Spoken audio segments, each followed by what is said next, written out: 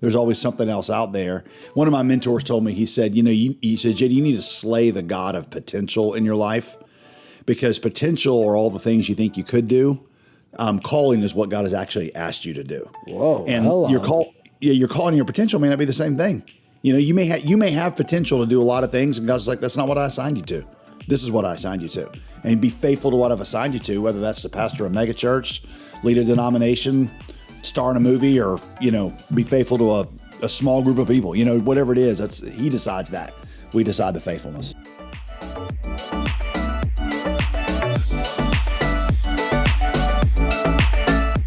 Well, hey crew, it is Adam and Emily, and today you are joining us listening to The Conversation. Let's go.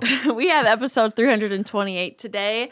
Happy Wednesday, happy Thursday, whatever day this is coming at you. We're so grateful that you're here joining us for the next 45 minutes or so. And yeah, we just feel really lucky. Yeah, we feel so fortunate that you tune in. It never gets old when I cross paths with someone who says, hey, I listen to The Conversation on a regular basis. Yeah. Specifically when it's not my mom. Yeah. I still love it when my mom says it, because she does still listen fan. to episodes from time to time. But it's truly an honor that you tune in. Yes, and the next couple of weeks, this is our last episode until the new year. So we're taking a couple of weeks off. Doing a little rest. Yeah, we're doing a little rest. It's Christmas time. This is one of two times I do this during the week of Thanksgiving and the week after Christmas that I totally forget who I am, what day it is. It is the best feeling. It's awesome. So we're taking 2 weeks off, but also in the new year, we are hitting reset on the podcast.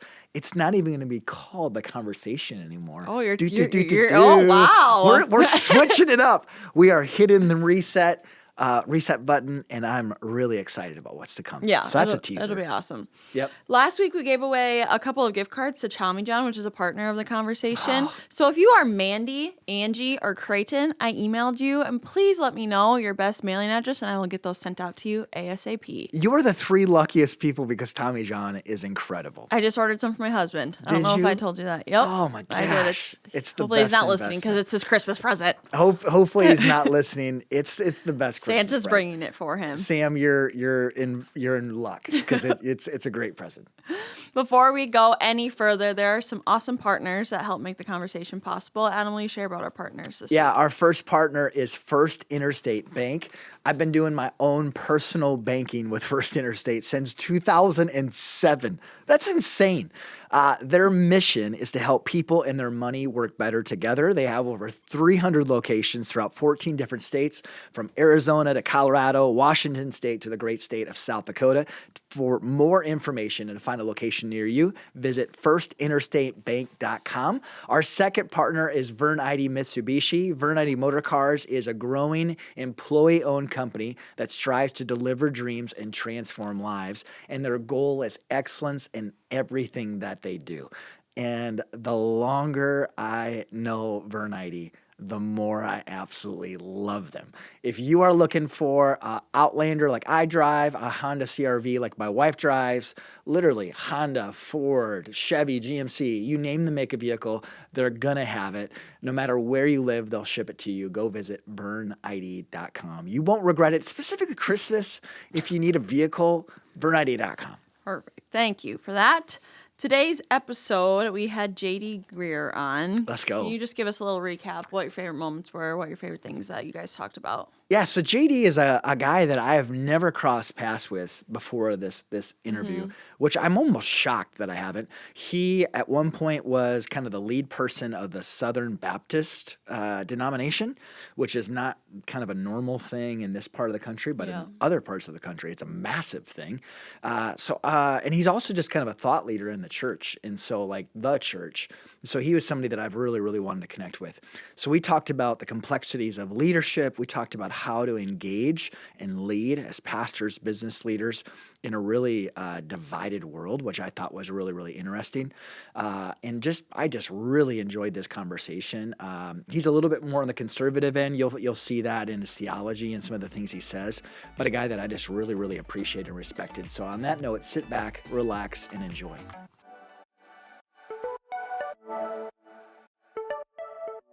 The Cliff Notes version of you, JD, for so much of my audience will be brand new to you. Okay. the Cliff Notes version. Who are you? Where are you from originally? Just work wise, Jesus wise. So born in West Virginia. The coonskin hat is because I'm a great nephew of Davy freaking Crockett. Okay, so No way. I would claim that every day of the week. That's good. Right. So, but I was missionary in Indonesia to start out with, and then ended up as a pastor here in the Triangle, Raleigh-Durham area. College ministry, Gen Z, millennials. They're a big part. Our church is, it's a big church, and the majority of it is, in that kind of age group. So it's a real thing of ours. None of the stuff you need to say on my behalf, but just if it's helpful. I've been president of the SBC, which is 37 of the longest 3 years of my life, or those years I was president. Can't imagine. And then I'm on the corporate board at Chick-fil-A right now, which some people find interesting. What? I know. Yeah, I'm on the board of 8. 3 of us are last name Kathy. Those are the rich ones. 5 of us are outside directors, and most of them are like former CEO of Home Depot, but then they want a pastor, and so I fill that role. Whoa. Yeah, so it's a fun assignment. And then our goal is to plant 1,000 churches. We're on church number 614 out of those 1,000 out of our church. So, almost to the end of our goal. Well, not quite, but we're headed toward the end of our goal. What leadership wise, I feel like you have gotten an education like no one's business from the denomination, that role. 1 or 2 things leadership wise that you learned there.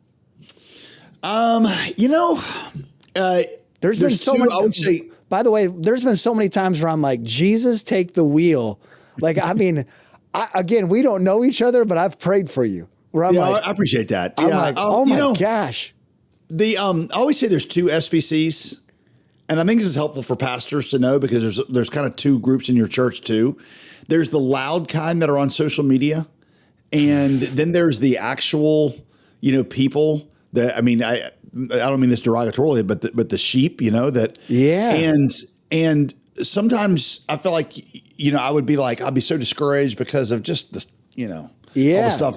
But then I get to these places, a big, whether it's a state convention meeting or something, and just sweet people who love Jesus and want to reach their community. And, I'm like, we have to be involved in these things simply so it's for their sake. It's like they want, they're not up in all the social media, the flick, there's the flack flying back and forth. Yeah.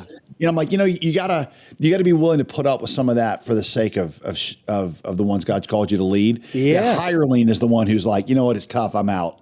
And I'm like, so actually it was, I sort of say it jokingly that it was tough. It was, but I enjoyed it. I would do it again. I'm not putting my hat in the ring, but I'm just saying, if the situation were ever correct, I didn't hate it so that I'd be like, I would never do that again. I just, I enjoy serving the church in whatever ways that, How do you, and again, we got a lot of business leaders even, like, how do you not get calloused, like, from that? Like, just the constant stuff. Yeah. Constant stuff, and challenges and like, you made the wrong answer, wrong decision. Like, how do you stay human? Yeah. The practical answer is that there is a set of people whose opinions really, really matter to me. And I try to listen and be in community with them, which means that a lot of times they'll tell me I'm wrong, and I have to be willing to do that, and I need to have peer community. But because my wife and I have taken a lot of time to build that peer community here, because of that, we are able to, kind of withstand a lot of the stuff that just comes from people that, you realize that they don't know you and you're just a public figure to them. And so I'm always like, if you don't do the one, you won't be able to resist the other. It's because the right people think the right things about me that I'm able to not be as susceptible to the other ones. My wife has a great statement. It's just been so helpful. She's like, fame is making ourselves accessible to people we don't really care about at the expense of those that we do. As we've grown those relationships, that's probably been the thing that's the most helpful. Is a little bit more like probably a personal question for me. Like the church I pastor is becoming larger and larger in a relatively smaller community. And I find myself becoming more of an introvert, which is not Yep. my norm. I'm an extrovert. Any advice there? Like, even at one point this week, I called my dad and I was like, I'm tempted to kind of get in a car and drive to your place, which is in the middle of nowhere. And like, that's a good thing that you want to see your parents, but it's a bad thing if you're doing it to hide.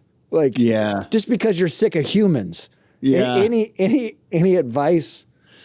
Man, yeah, I mean, I feel like we all deal with that in different ways. I mean, it's kind of like, people say, I've been at the church I pastor now for 23 years. And people say, well, how do you make it that long? I'm like, well, one of my mentors told me to never resign when I was either really tired or discouraged. And so the upshot of that has been I've never had a chance to retire because I'm always tired and discouraged constantly, But with that kind of like, just developing the rhythms, the community, the taking care of yourself, the personal retreats. Honestly, man, killing the idolatry of my own heart really helped me avoid burnout because a lot of the burdens that I felt under was because I had a false sense of what I needed to be or what I needed to accomplish. And no matter how big your church is, there's always something else out there. One of my mentors told me, he said, he said, JD, you need to slay the God of potential in your life because potential are all the things you think you could do. Calling is what God has actually asked you to do. Whoa. And your calling and your potential may not be the same thing. You may have potential to do a lot of things. And God's like, that's not what I assigned you to. This is what I assigned you to. And be faithful to what I've assigned you to, whether that's to pastor a mega church, lead a denomination, star in a movie, or, be faithful to a small group of people, whatever it is, he decides that. We decide the faithfulness. Man, that's really good. That's really, really good. Holy cats. Your book, Everyday Revolutionary, might have been written for right now, whatever day it is. I'm like, what the heck? Holy cats. I thought this would be a book that we wouldn't have needed by this time, but I feel like we might need it more than ever. Just in a really quick, the heart of the book, really quick, before we hop into things. What would be your heart? The heart of the book is basically that we're in a moment where Christians want to know what faithfulness looks like. It's a negative world.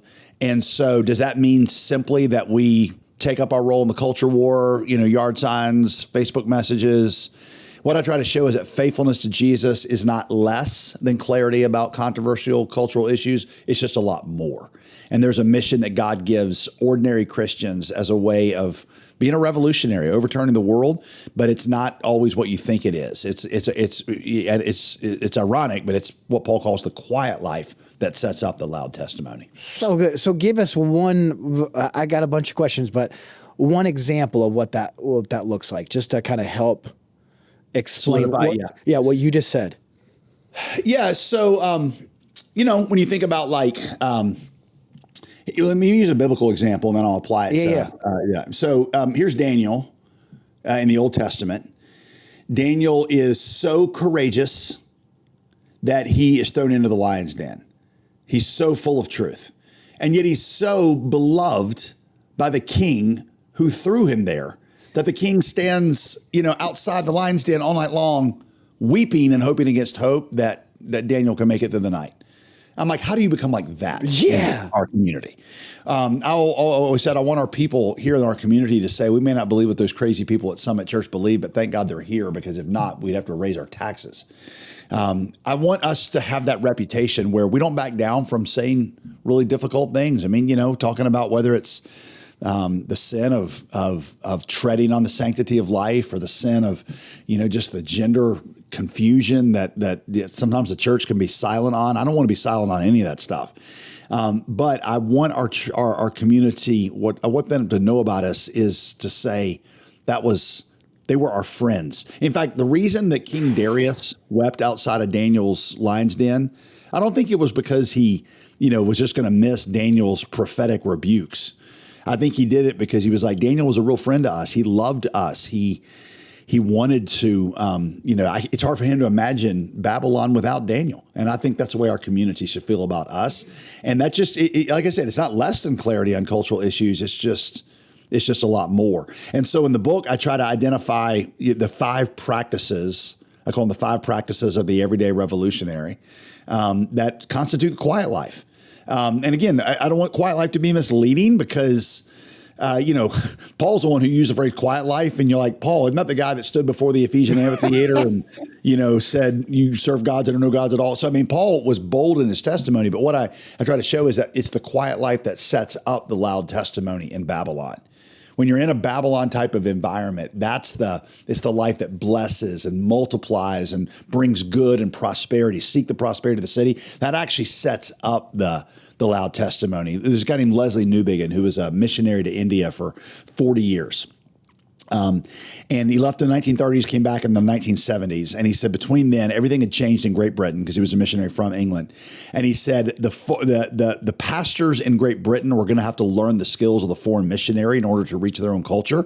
And he said one of the primary skills the missionary knows is that to gain credibility for the gospel, you have to show that the gospel brings a whole new kind of beautiful life. that is, and he said that's what Christians have to do in this kind of negative environment that we're in now.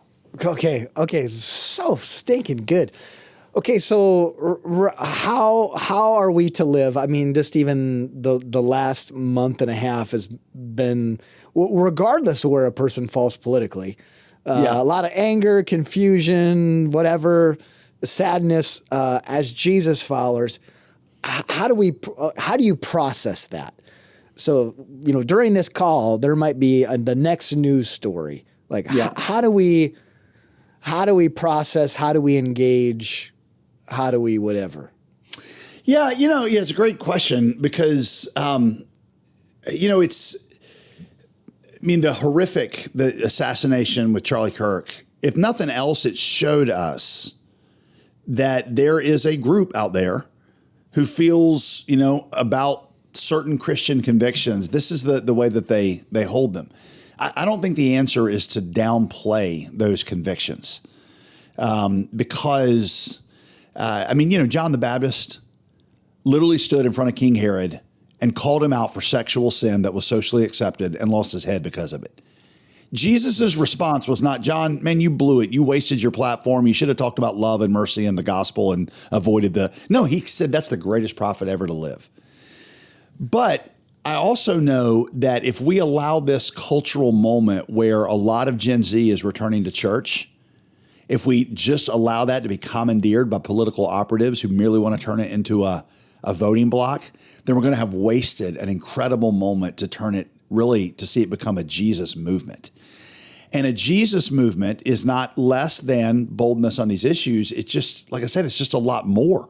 And there's a lot of, I do not want to see in this moment, we don't want to see the message of the gospel become synonymous with one political party. That's not because there's not a wiser choice in certain elections. It's not because I'm not trying to draw some kind of moral equivalency and say, they're all equally bad. I'm just saying that the message of Jesus is beyond that. And it actually goes, sometimes it will bring together, it will speak truth, but it will bring people that come from opposite sides of the fence together. I always use the example of Jesus's first disciples, Matthew and Simon, are described kind of by their political identity. Matthew the tax collector and Simon the zealot, which tells you, if nothing more, they were divided on the most emotionally charged political issue of their day. What do you do about Roman occupation? And the tax collectors are like, Rome's a God-given authority. We got to submit to them. And the zealots are like, no, they're usurpers. We got to drive them out. That's what, faithfulness to God means, being like Samson and driving them out. And they both had Bible verses they backed it up with. What's interesting is that Jesus brought them both into his group of disciples. And man, they had to have some spicy conversations around that campfire, Yes. right?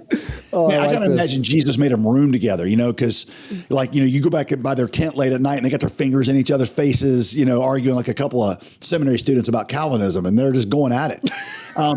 And just to be, frank, Jesus's kingdom teaching would undermine both of them. Yeah. On their approach. So Here we both go. of them changed. And you could argue Simon's even more than Matthew's. But the point was that he did not make that political identification. He did not make that a barrier to them coming to learn and hear about Jesus. I always say that political realignment is downstream from discipleship. It shouldn't be the gateway to it. And so it means that there's a message and a call to discipleship that isn't muted about controversial things, but avoids things that might get in the way, because I want to be able to say to our community, we live in a very purple city here. I want to be able to say in our community that that's not a barrier. There's a story, and I hope I'm not This is answering great. this question too long. Okay, This is but there's great. a story I tell in the book about a young lady who the first time I heard of her or knew who she was she sent me a letter of a picture of her being baptized at our church. And I was like, she was telling me her story. I hadn't been there the day that she got baptized. She said, we've actually met. She said, you posted something on Twitter about, or X, about your being a pro-life, sanctity of life. She goes, it made me mad. And so I, sniped back at you on Twitter. I never respond on Twitter to people. I mean, just never. I don't know why. In that moment, I did. I mean, I was like, so I went back at her and she went back at me and we went back and forth 4 or 5 times and it kind of died off and that was the end of it, I thought. Well, her name, I remember this on Twitter, was something like Left Linda. That's not the exact name. It had something of, her political identification was in her title. And she, in this letter, picture her being baptized, she said, I was Left Linda. And she said, some friends of mine invited me to come to the church. She goes, immediately I discerned that you and I were on the opposite sides of questions like the sanctity of life and gender and marriage and that kind of stuff. And she said, but make a long story short, she came, she heard the gospel, she got saved. And basically she was like, now I'm rethinking everything. And this is a picture of my baptism. She said, I just want to thank you that even though you said things that I didn't agree with, you were very clear about some of these moral issues. I want to thank you that you didn't turn this into the Republican church. Because if this had been known as the Republican church, she said, I never would have stepped foot in. I wouldn't have heard the gospel and I wouldn't have been saved. And I thought, okay, to me, this is the balance I want to go for. Clarity, John the Baptist, clarity around these kinds of issues, but in a way like Jesus that avoided this unnecessary gateway to people hearing the gospel. Again, recognizing that political realignment, which almost always happens when somebody comes to Christ, political realignment is not the gateway to discipleship. It's downstream from it. Okay, so thanks for sharing all of that, and people listening might agree, might disagree with what you just shared, but I feel like just something I've been feeling is linking the American flag with Christianity. Just I've been wrestling with like, gosh, I'm a Jesus follower first. And even my own politics, I'm like, I know where politically, even on biblical issues per se, I know where I'm at. And yet I'm trying to constantly figure out but I'm a Jesus follower first. And I've just been wrestling with that a whole bunch. And then I love what you talked about is living it, basically living it before, that quiet faith before getting loud. And something I've been feeling is every Tom, Dick, and Harry is now this loud Christian. And I'm like, wait a second, gosh, you got a lot of things in your personal life to deal with before kind of everything should be this and this. And so I've been feeling that even just about the church is man, that quiet foundation, that character, that faithfulness over years is something that is feeling like it's missing a little bit, and not wanting to miss this cultural moment is something I've been wrestling with too. It's this is an opportunity, regardless of where you're at, people are drawn to Jesus right now. They're coming back to the church, and how do we steward this really, really well? There's 2 reasons, if I could just... this is so good, JD. There's 2 reasons I would always, even if, let's just assume, just for sake of argument, let's assume that one political party or one in a certain election, a certain candidate is way better than the other one. Let's just assume that.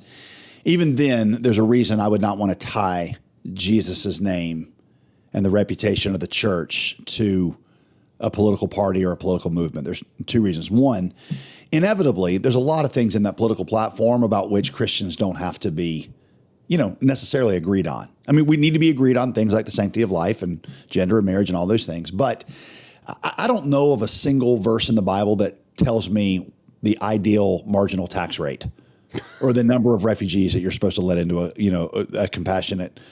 We can agree that we should be compassionate. We can agree with there should be justice, but there's a lot of things like that. What's the right posture to global warming and healthcare and gun control? I always tell our congregation, I'm like, I have an opinion on global warming.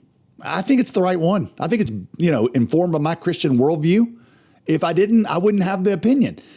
But because there's not a direct Bible verse that tells me how to feel about global warming, I'm like, I might be wrong in my opinion on global warming, but I am not wrong about the gospel.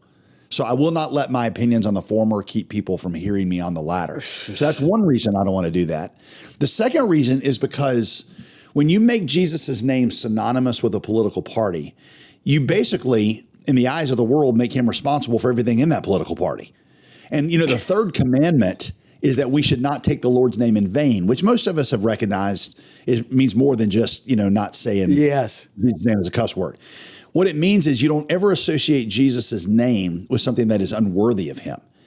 And when you are associating Jesus' name with politicians and a political party, you are taking his name in vain because now you have made him responsible for all those things that aren't necessarily him. I realize in politics, sometimes we have to choose the lesser of two evils, but the lesser of two evils is still evil. And we can't associate any evil with the name of Jesus. The name of Jesus is the most precious possession of the church. It is the only way that people can be saved. So we have to keep the name of Jesus clean and the way of salvation clear. And so for that reason, I'm like, in this moment, yes, preach truth. One of the things that people loved about Charlie Kirk is they loved that he, that he would speak truth on some of these things. So yes, speak truth in the midst of a confused and chaotic generation. Speak truth, but we have to keep the name of Jesus holy, and we have to make sure that we don't put unnecessary obstacles in the way of the gospel, because our job, ultimately, our political reformations here in the United States, they always come whenever the gospel is preached, but they're downstream from, not the gateway to discipleship. Yeah. Okay, JD, what would you say advice to a business leader, to a pastor, to Christ follower, when to speak on when to speak on something and when not to? You know what I mean? Like, talking about like something controversial, or are you talking about a current event? It's like, are we news stations? And again, like as a pastor, I've had different points when the people on the right side of my church asking, the left side. Yeah. It's for me, it's almost humorous in how both sides so often sound exactly the same. You're just like, oh my gosh. Yeah. What annoys you about them is the same thing that annoys them about you. But how do you know, how do you discern that yourself? Yeah, obviously there's no magic 8 ball that you can ask. That's one of the reasons God gave us, a plurality of leadership, elders. We try to be sensitive to the Holy Spirit. I mean, ultimately, I'm a pastor of our people, which means I'm thinking, what do our people need to hear? When the majority of our congregation is confused or hurting, or when even, let's just say, a significant part of our conversation, our congregation, then I feel like I've got to speak to it. When the stuff happened back in 2020 with George Floyd, our church is a majority white church, but we have a substantial, about 20% of our congregation is not white. And man, they were hurting and confused. And yeah, I got, letters from the white members saying, why are we talking about this? We should just mention it, pray, and move on. But I'm like, well, a lot of our black brothers and sisters right now are really hurting in this, and they're confused and fearful. I'm not trying to get in there and prescribe public policy and talk about what needs to be, but I at least want to enter in and grieve with them and say, hey, I'm here as the body of Christ, and we want to hurt together. And we want to, walk through this together. Well, it sort of happened in reverse, with recently with the assassination. It's like, man, we just had a lot of people that, felt in different ways. And I'm like, hey, this is something we just need to grieve. And there's a time where we can critique and affirm and all this kind of stuff.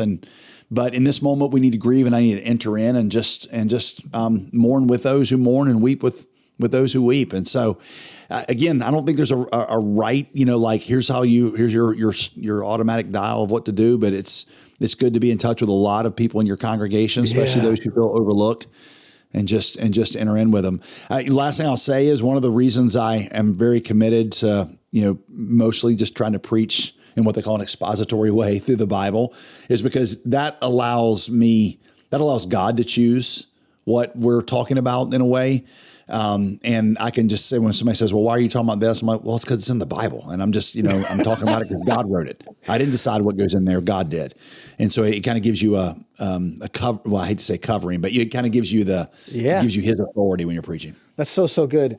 What would you say, a challenge to Jesus followers right now? Like if you had a specific challenge to Christ followers, is there anything, and you can, whether it's about cultural events, whether it's just about this moment in time, anything that you would say like, man, this is what I'm really of it. Yeah. Man, this is a crazy time to be alive. And it probably feels like, we're in a new world. Yeah. Some people are calling this the negative world as it relates to Christianity. The positive world was where Christianity was seen to be a social asset. The neutral world is where it became like one option among many in our culture. The negative world is where it's now seen to be part of the problem. Yeah. And that's a challenge. I grieve a lot of that. I mean, there was a lot of advantages to being in a society where everybody shared all the same worldview convictions. But the New Testament is written in large part for Christians in an age like ours. Yeah. And that's kind of what Everyday Revolutionary is about, is like, what are the skills? What are the tactics? What are the things that we do to make Jesus' name famous here?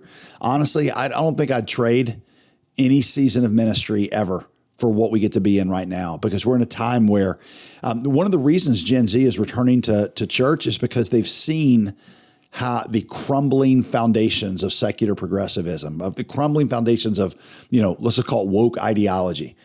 They're seeing how that's a crumbling foundation, and they're looking for something.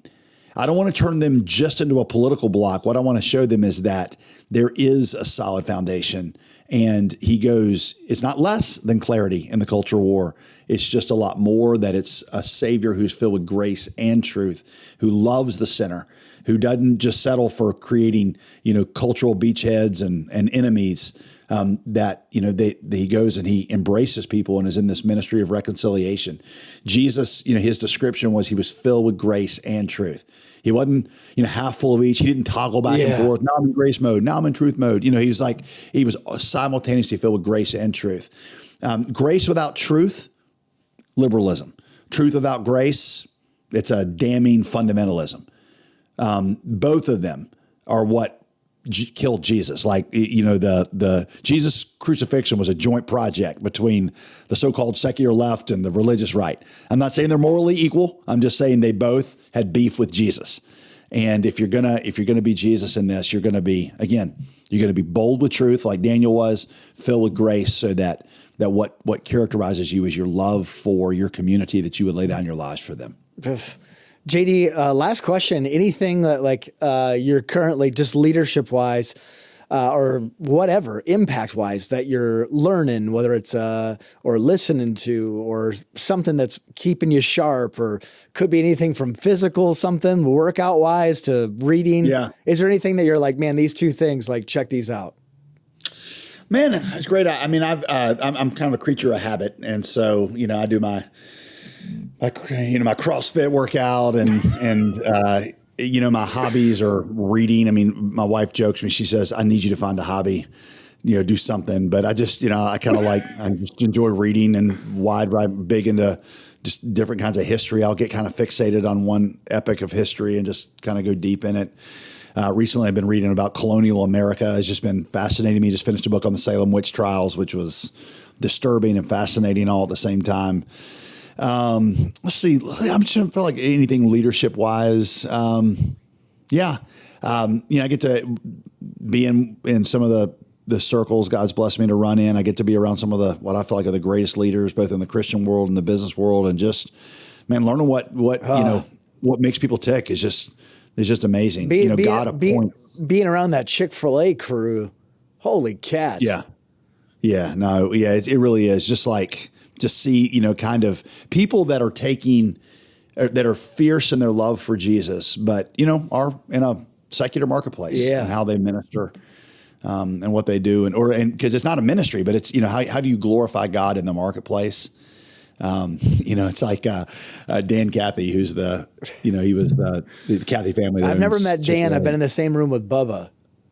Yeah, right. That guy's they're all amazing, but they say, Dan says, Jesus tells us to let our light so shine before men that they may taste your waffle fries and glorify your Father in heaven. And so excellence in business. So anyway, it's great. So that's good. The last question: Do you have side hustles? And if not, if so, how do you do it all? Again, this is a personal question I'm asking. Do you have side hustles? What does that look like if you're willing to share? And how do you juggle it all if you do? Yeah, I did a life mapping, life assessment thing. I don't know, you maybe some of your hearers have heard about that kind of stuff where it's basically an evaluation of your life. And it was so helpful because we figured out that about 65% of my work week is focused on the church, like the church that I pastor, Summit Church.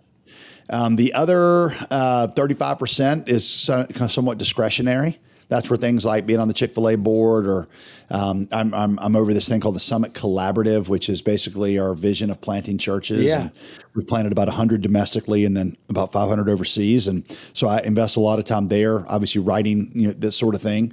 I found that when I can kind of delineate the boundaries, because there's always more to do, Ecclesiastes says that there's always more to do, that I can just say, look, I've got my walk with the Lord, my family, my kids. Then the church I pastor, specifically within the church, the preaching and teaching and vision casting are the big things. And I can just say, as I make big time for these things, then I can boundarize the others and say, okay, this is what all the time I've got. How can I invest it best to get the best EROI, eternal return on investment? Well, thank you guys so much for joining us today and listening to Adam and JD's conversation. Again, we're so grateful for each and every one of you. And again, this is not possible without you. So Wouldn't we're so be thankful. possible without you. Huge shout out to JD. Love the time with you, JD. Thanks to our partners, First Interstate Bank and Vernetti Motor Cars. Love and appreciate both of you so much. Have an awesome rest of your day and a great Christmas. Thanks, guys.